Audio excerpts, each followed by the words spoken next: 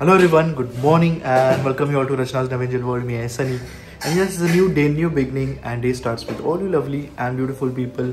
So आज आहे 24 hours duty ready झालो आहे रचना किचन मध्ये.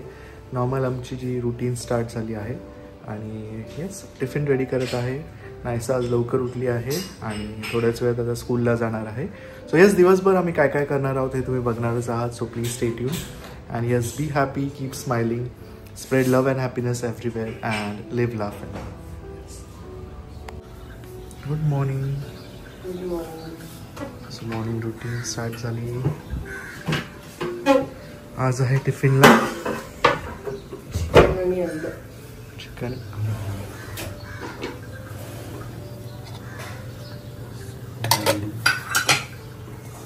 गरम आहे का? नाश्त्याला चपाती. नायसाचा पण टिफिन रेडी झाला आहे. नायसाचा फेवरेट पोटॅटो चपाती.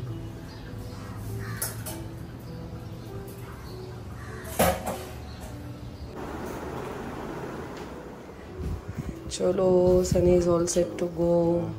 बाय. काळजी घे आणि फ्रीज मध्ये ठेव दोन्ही पण. Hello everyone. सो सनी सकाळी गेला जसं की तुम्ही पाहिलं. आता वाजले आहेत दुपारचे 3 आणि मी बाहेर झाली आहे स्वीटीताई आणि आईंबरोबर आणि नायसा सुद्धा आहे. So let's go. शुभंकर होती बोलली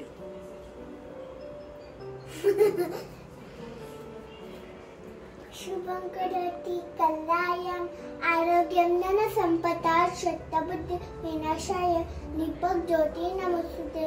दिवा दिवा दीपक का कांदी कुंडवती दिवाला पाहून नमस्कार खरं पिय बाहेर पाय चष्मे घरात येऊ कच्या संरक्ष नको.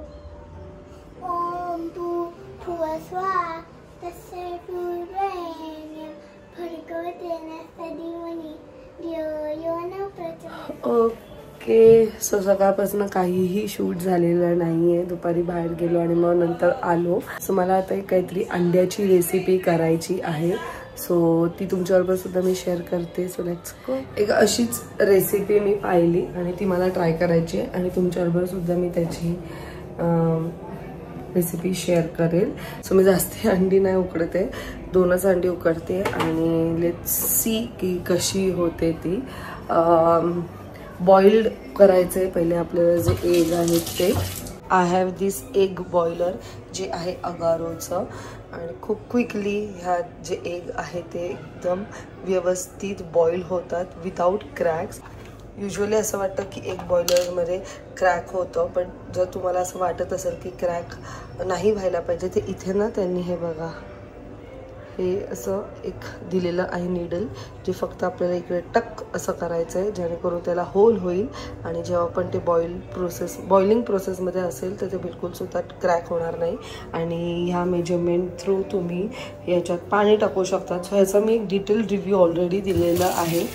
सो इन केस तुम्हाला कोणाला घ्यायचं असेल तर तुम्ही सुद्धा नक्कीच घेऊ शकता. सो मला यात ना 120 पाणी टाकायचं. आता किती झाले? 120पेक्षा थोडंसं जास्त झालं आहे. एक्झॅक्ट 120 पाणी टाकायचं आहे जे त्या एवढ्या पाण्यामध्ये ते प्रॉपरली बॉईल होईल आणि आपल्याला इथे फुटत नाही, फक्त एक होल होतं, फुटत नाही, हे होल होतं. and then you just have to keep this for boiling. एका वेळेस ह्यात 8 एग बॉईल होऊ शकतात. फक्त आपल्याला हे प्रेस करायचं आहे. जसं हे प्रोसेस पूर्ण होऊन जाईल हिकाची जी ब्ल्यू लाईट आहे ती ऑटोमॅटिकली बंद होईल. पर्यंत एग बॉईल होत आहे तोपर्यंत मी नायसाला भरवून घेते. सिंपल आणि इझी रेसिपी आहे. तुम्ही कधी तुमच्या घरी अशी हाऊस पार्टी वगैरे असेल किंवा किड्सला तुम्हाला काय द्यायचं असेल, एग बरोबर इंट्रोड्यूस करून द्यायचं असेल तर ही तुम्ही रेसिपी त्यांना नक्कीच देऊ शकता. त्यांना नक्कीच आवडेल. सो चला मग आता फटाफट पहिले नायसाला भरवून घेते आणि मग भेटते. सो अंडी आपली जी आहे ती मस्त उकडून झालेली आहे. तुम्ही बघू शकता बिलकुल सुद्धा क्रॅक नाही आला.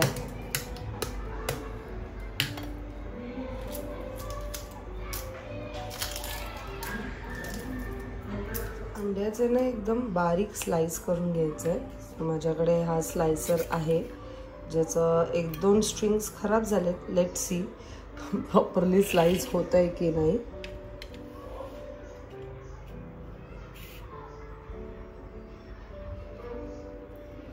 येस,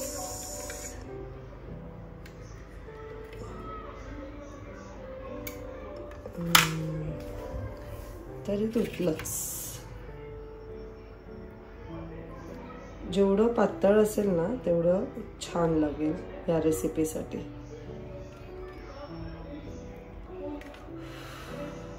त्याच्यावरती थोडंसं जे सॉल्ट आहे ते असं स्प्रिंकल करून घ्या आणि कॉर्नफ्लॉवर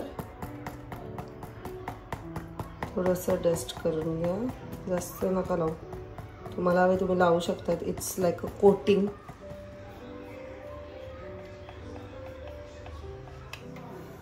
सो इथे मी तेल गरम करायला ठेवलंय. त्याला आपल्याला शॅलो फ्राय करून घ्यायचं आहे.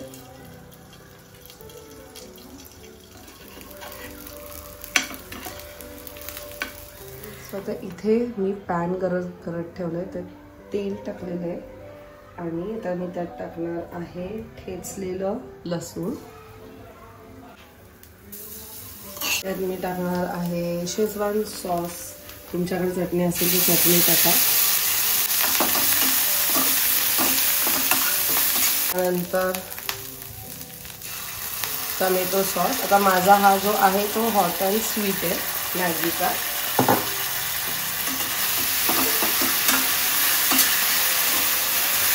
चिली सॉस असेल तर चिली सॉस पण तुम्ही टाकू शकता. मीठ मी टाकत नाहीये कारण शेजवान सॉसमध्ये पण थोडंफार मीठ असतं, सॉसमध्ये पण असतं. आणि आता मी हे जे एग आहेत ते मी सगळे ह्यात पोर करणार आहे. मला वाटलं तर नंतर तुम्ही मीठ ॲड करू शकता. तर हे आपल्याला फक्त असं मिक्स करून घ्यायचं आहे.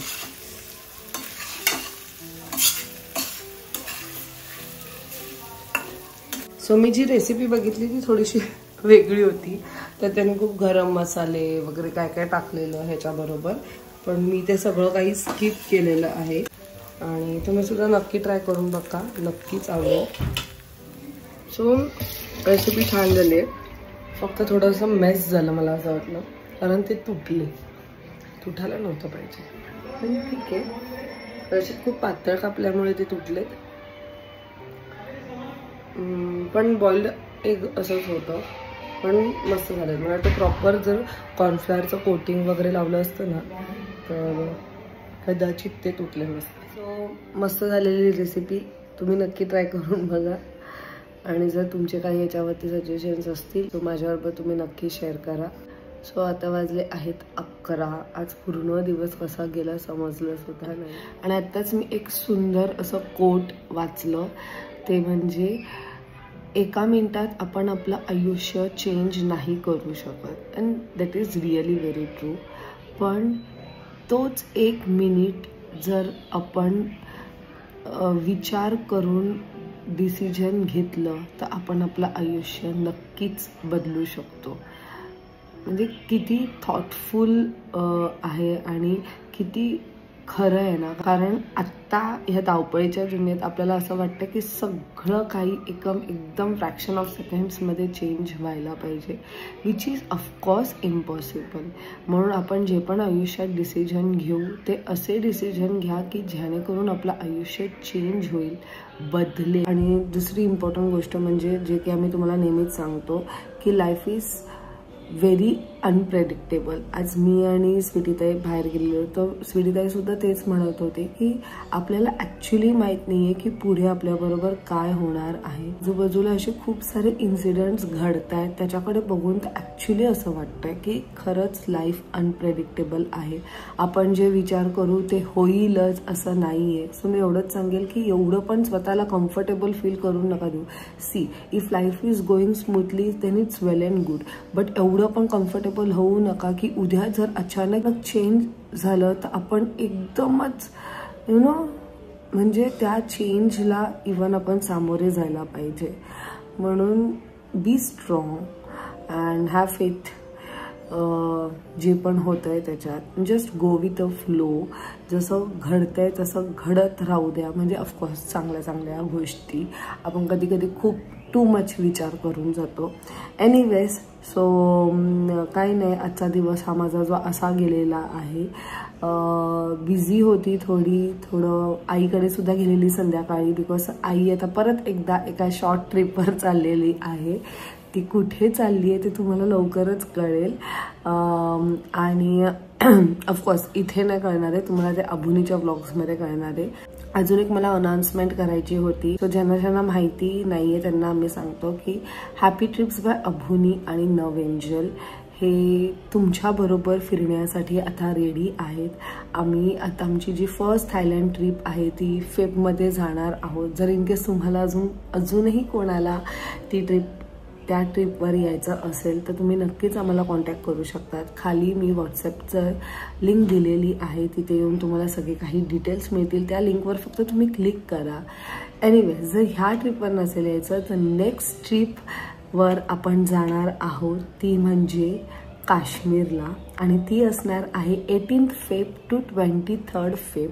ह्याची लास्ट बुकिंग डेट आहे 22 जानेवारी. आपण काश्मीरमध्ये श्रीनगर, गुलमर्ग, सोनमर्ग आणि पहलगम हे आपण जागा कव्हर करणार आहोत. त्याचबरोबर 1 नाईट हाऊस बोटवर सुद्धा स्टे करणार आहोत. 3 स्टार अकोमोडेशन आहे. सगळे मील्स यात इन्क्लूड असणार आहेत पॅकेजमध्ये. प्लस तुम्हाला ट्रॅव्हलिंगची काही काळजी घ्यायची नाही आहे. You just have to come with us and enjoy that moment. मी तर सुपर एक्सायटेड आहे ह्या काश्मीर ट्रिपसाठी. ऑफकोर्स थायलंड ट्रिपसाठी तर मी आहेच आहे, पण त्याचबरोबर काश्मीर ट्रिपसाठी सुद्धा सुपर एक्सायटेड आहे. सो ज्यांना कोणाला यायचं आहे आमच्याबरोबर त्यांनी नक्कीच खालच्या व्हॉट्सॲपच्या लिंकवर जाऊन क्लिक करा. तुम्हाला तिथे बाकी सगळे काही डिटेल्स मिळतील आणि आपण खूप एन्जॉय करू. ट्रस्ट मी, ते पण काश्मीरमध्ये, म्हणजे हेवन ज्याला म्हणतात. तर चला मग हा ब्लॉग मी आता इथेच एंड करते. भेटूया आपण नेक्स्ट ब्लॉगमध्ये. Till then bye, take care and live, laugh and love. Bye.